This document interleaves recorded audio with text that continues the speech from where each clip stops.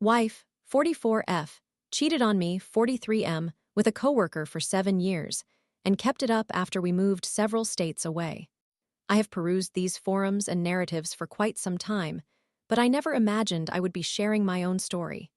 As the title indicates, my wife, 44 years old, engaged in a 7-year-long romantic affair with her coworker, which only ended when I discovered them on December 26th. I apologize in advance, as this will be a lengthy account. To provide some context, my wife and I have been married for 14 years and have been together for a total of 16 years. Remembering how we first met is crucial. I recall the moment I first laid eyes on her during our initial date in New York City. I thought to myself how stunning she was. Her smile and her radiance made the evening effortless. I felt it was a classic case of love at first sight. At that moment, I knew that if I asked her for a second date, I would have found my best friend. We both fell deeply in love and spent all our time together. We dated for a year before I proposed to her, and we were engaged for an additional year. The entire journey from dating to engagement to our wedding and the first few years of our marriage felt perfect. We welcomed a daughter in 2014, and life appeared ideal. However, we experienced the loss of twins in 2016, and over time, our relationship became increasingly toxic. We entered a cycle of unkindness, struggling to show love or affection towards one another. After that, we had difficulties conceiving again, but we finally became pregnant in January 2018. Even during the pregnancy, we remained trapped in our negative cycle. I should add that my wife has a mild case of borderline personality disorder and grapples with extremely low self-esteem and worth issues. She does not respond well to criticism, making it challenging to navigate our relationship. In 2022, we made the decision to leave New York to start anew. Initially, things were generally positive, the children adapted well, and everyone quickly forged friendships. 2 years passed swiftly. Throughout all this, I never overtly suspected anything was amiss. However, something did seem to be troubling me on a subconscious level. On December 26, 2024, my mother-in-law was visiting for the holidays. I had prepared dinner, and everyone was enjoying themselves. Later, while I was clearing up, my wife, the children, and her mother went to the guest room to talk.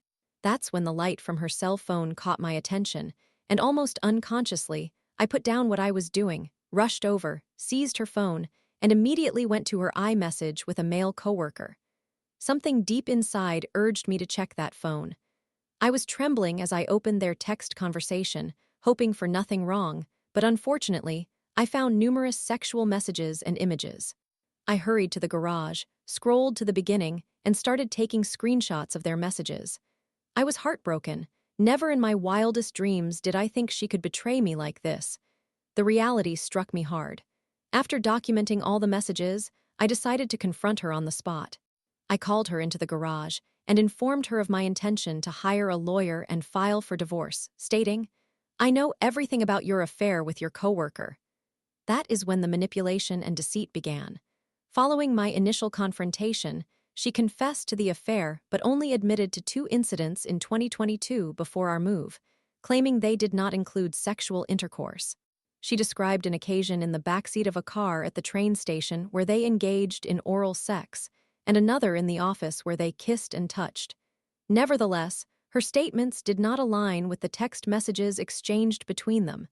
At that moment, I told her I wanted to confront her accomplice and requested that she not warn him. I intended to see how their stories matched. Unfortunately, she did warn him via a text message from her mother's phone, revealing that 1, I had discovered the affair, and 2, she had only admitted to me that there were 2 incidents with no sex involved. Unsurprisingly, my conversation with her accomplice yielded no satisfactory answers. His responses mirrored my wife's. At this point, I forced her to restore her phone, and we revisited all the messages line by line together. Throughout this process, she continuously maintained there was no sexual activity. I was discreetly recording everything. As we examined her phone, many specific past tense comments arose, hinting at additional meetups at hotels and sexual encounters.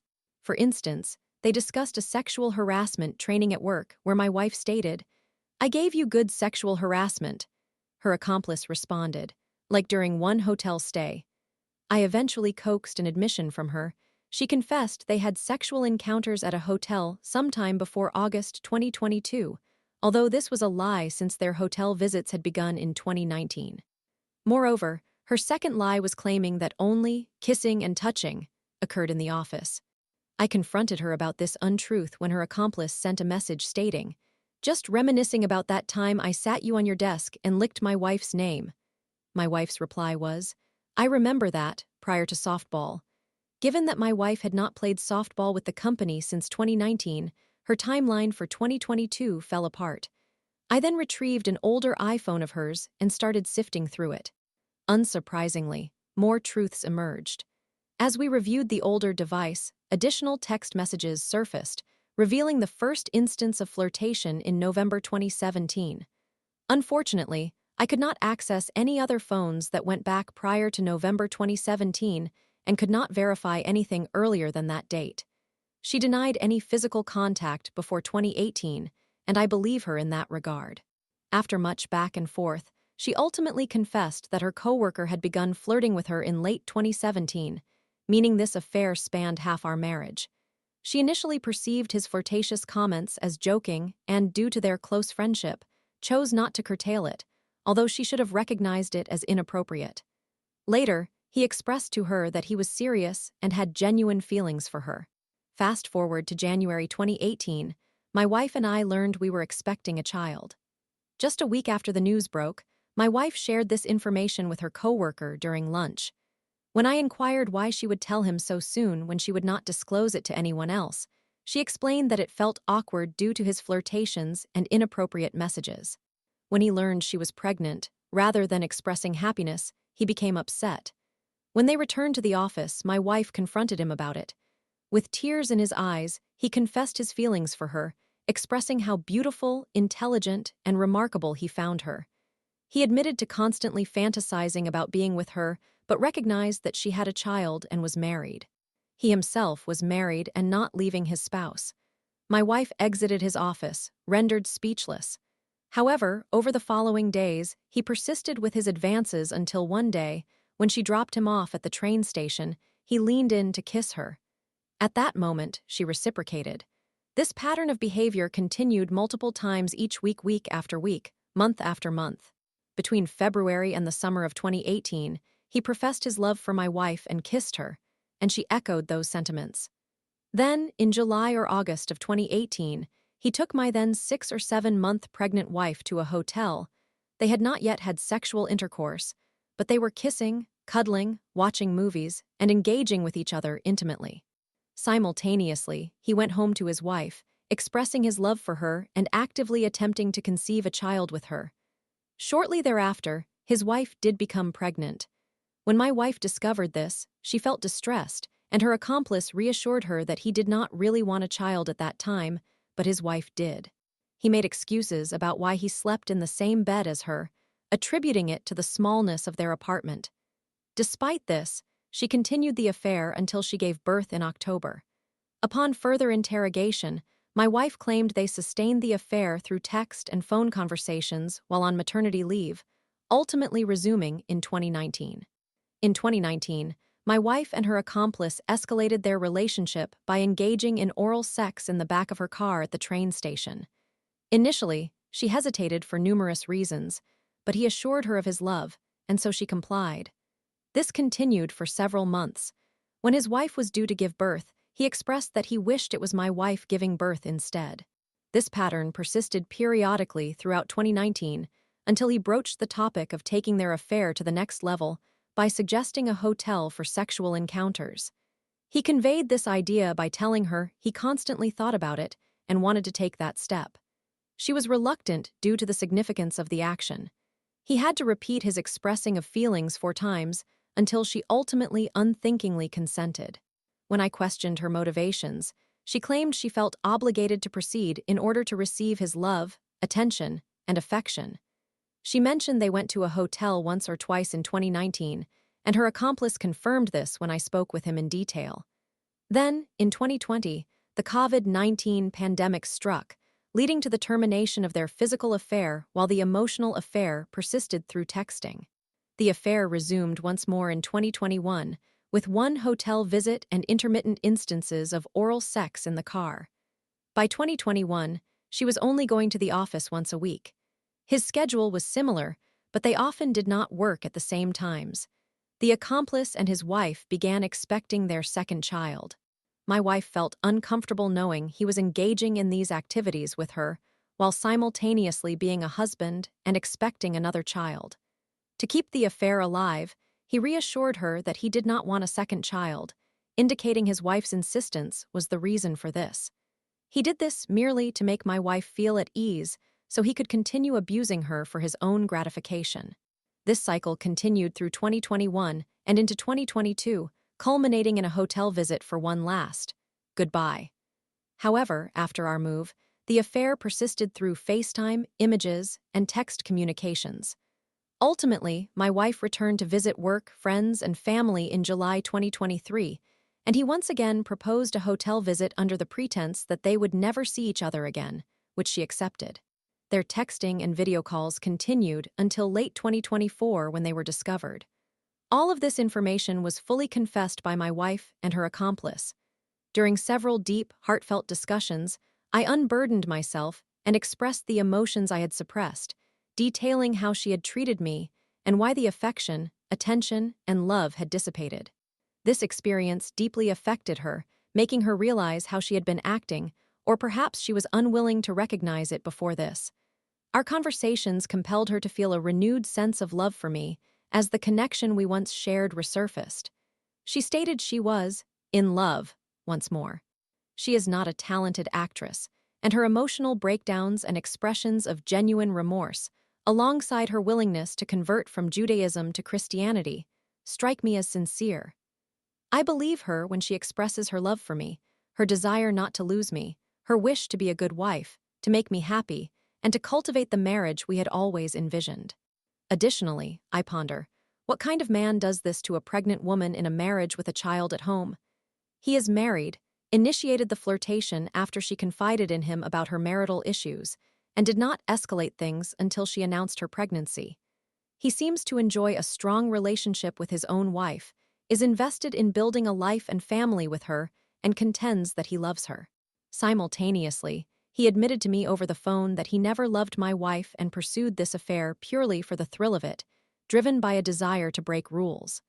While I feel immense sympathy for my wife, I find myself feeling increasingly distressed for his wife, as this appears to be a recurring theme for him.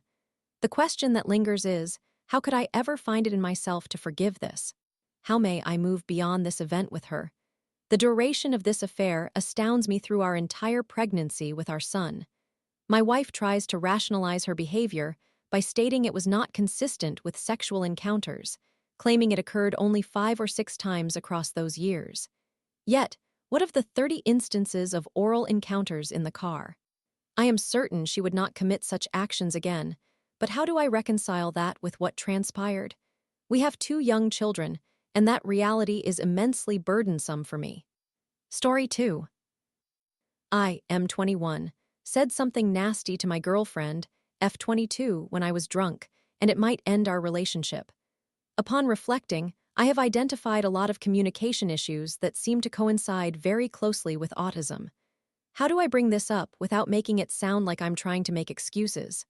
Last Friday, I went out with my girlfriend and our friends, and we were having a wonderful time. Towards the end of the evening, when there were just 4 of us remaining, and everyone was intoxicated and exhausted around 3:30 a.m. to 4 a.m., I believe, we found ourselves in a very crowded kebab shop. While we were waiting for our order, my girlfriend pointed out that another girl there was looking at me as if she found me attractive. I did not see that at all, so I simply asked, "What girl?" She indicated her to me, but I paid it no attention because what another girl thinks of me is not significant, and I was primarily focused on not missing the announcement for our order amid all the people shouting. My girlfriend remarked that I should have kissed her or made that girl aware that I was in a relationship instead of doing nothing. This genuinely perplexed me, and I have no idea if this is a typical behavior in relationships. Anyway, we went outside, and the situation became a bit more intense, leaving me still baffled as to why we were arguing about this after such a pleasant evening. It is essential to note at this stage that we were both quite inebriated, and I find it very challenging to articulate cohesive thoughts during an argument even in the best circumstances, let alone while drunk. We continued to argue, shooing away the other two who were with us whenever they approached, and I remained just as confused about what the issue was. Then I blurted out, "What is the difference between this and you telling Danny, a pseudonym, that you had not slept for a month before you confided in me?" Instantly, tears filled her eyes, and she told me to never speak to her again. I realize that statement seems entirely nonsensical at the moment, so please bear with me. Danny was a guy she became quite attached to for about a month or two before my girlfriend and I started dating. They maintained contact and shared many intimate details with one another, which I have no issue with. However, she decided to end things with him because he was emotionally immature and clearly unprepared for a relationship. This detail becomes important later. To summarize, last summer, my girlfriend was assaulted after a night out, which severely impacted her life. It completely disrupted everything, deeply affecting her daily routine, leading to panic attacks and anxiety. Anyone familiar with someone who has been assaulted understands what I am referring to. Danny was present at a Halloween party we both attended, but I left early, and my girlfriend's phone died. He would not let her walk home since she was extremely drunk, so he allowed her to sleep in his bed while he took the couch. I acknowledge this may sound questionable, but I am confident no infidelity occurred. This is not a story about cheating. I have my grievances with Danny, and so does she, especially considering that 2 weeks ago, we were at a gathering for one of Danny's close friends, and I again left early because I was tired. They ended up talking, and he essentially unloaded a significant emotional burden on her, professing his love for her, expressing a desire to spend his life with her, and lamenting how he despises me for being the one she chose. As I mentioned, he is emotionally immature. They only communicated for about 2 months. This distressed her for about 5 days. She did not want to talk to anyone, including me, or do anything at all. After the first day of silence, I inquired about whether our relationship was okay, and she replied that she did not know. A few days later, everything seemed to return to normal. However, I was still troubled by the open-ended nature of her answer, which felt unresolved. The issue of sleep arises from when she broke down and shared with me that she had not slept for more than 15 hours total in a month because of her trauma. My initial response was, of course, sadness. I felt terrible that she had been suffering so greatly, but I was also somewhat hurt that she hadn't confided in me. Was it because she didn't feel safe telling me? I would wonder. Returning to the argument, I expressed what I did because, in my intoxicated and bewildered state, I guess I combined my feelings of hurt over her failure to inform me about her trauma and her peculiar relationship with Danny into one unanswerable question that was ultimately nonsensical. I walked home, feeling terrible that I had caused the one I care for to feel this way, as this was not the first time such a situation had occurred. I mention the autism aspect because I consistently struggle to express my thoughts verbally, and I have difficulty identifying and processing emotions as well as writing in general, as I'm sure you can tell. Combined with an existing anxiety disorder, my lack of understanding regarding various social matters, and the events of last Friday, I am increasingly convinced I may have some form of autism. I understand this post does not thoroughly elucidate that part of my situation, but I have been doing a lot of research and self-reflection over the past couple of days, and I think it represents a vital next step in my personal development. I want to point out that many people also seem to suspect I have autism, if that contributes to the understanding. In my mind, it is either I am a bad person, and that is why I said that, or there is something about my brain that operates differently, and I need to discover what it is so that nothing like this can occur again. I care far too much about my girlfriend to remain passive. How do I approach this topic during a time when she hates me, her words? I do not want it to appear as though I am using it as an excuse. What I said was awful, and I deserve no sympathy. I simply do not want her to believe that my statement was made to intentionally harm her, as it was merely a result of my being overwhelmed, confused, intoxicated, and admittedly poor at communicating my past concerns effectively. I apologize if this does not make much sense. There is honestly much more context, but it would take an eternity to convey. Summary: I said something hurtful to my girlfriend, which has jeopardized our relationship. After much self-reflection, I have concluded that long suspected undiagnosed autism may help explain what went awry, as well as many other aspects of my life.